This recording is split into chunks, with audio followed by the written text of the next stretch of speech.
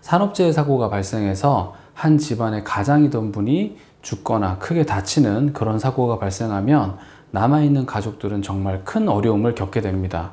정신적인 고통을 겪는 거는 두말할 것도 없고요. 그리고 시간이 지나면 지날수록 기존에 벌던 수입과 차이가 나게 되면서 경제적으로도 어려움을 느끼게 될 수밖에 없는 거죠.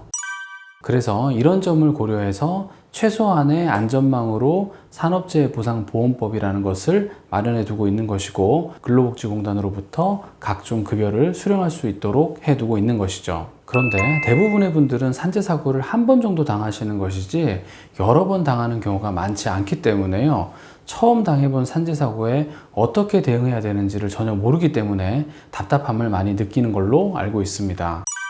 제가 산재사고와 관련된 상담을 하다 보면 안타까운 경우가 정말 많은데요, 만약 여러분이 재해를 입은 재해자 쪽이라면 꼭 기억해야 되는 3가지 정도를 오늘 말씀드리려고 합니다.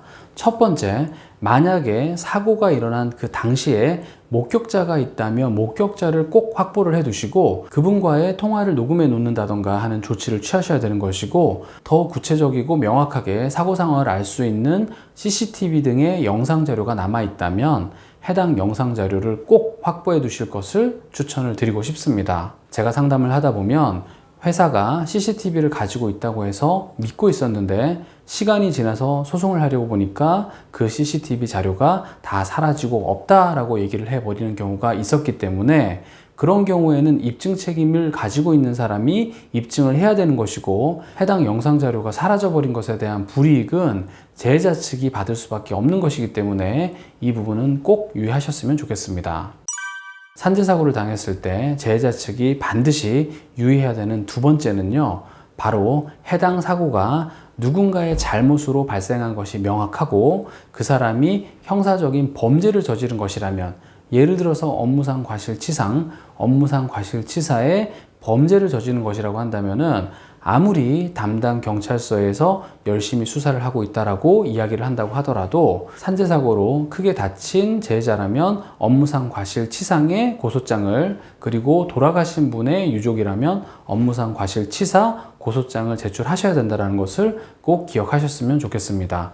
왜 그러냐면, 경찰이 만약에 무혐의 처분을 하게 된다라고 한다면 모든 책임 있는 사람들이 다 빠져나가 버릴 수가 있는 것이기 때문에, 그리고 거기에 대한 이의 절차도 까다롭기 때문에 명시적인 고소 의사를 밝히는 것이 필요하다라는 것을 기억하셨으면 좋겠고요.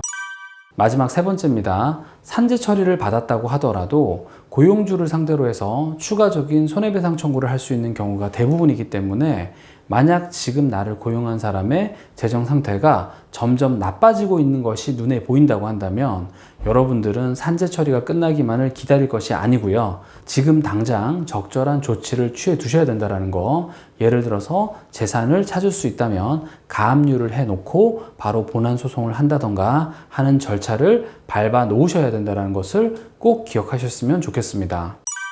산재사고로 크게 다치셨거나 아니면 가족이 사망하는 사고를 당했는데 앞으로 어떻게 절차를 진행해야 될지 전혀 모르겠다고 한다면, 그리고 변호사의 도움을 받고 싶다고 한다면 언제든지 제 사무실로 상담 문의 남겨주시기를 바라겠습니다. 저는 산재 전문 변호사 김주형 변호사입니다. 감사합니다.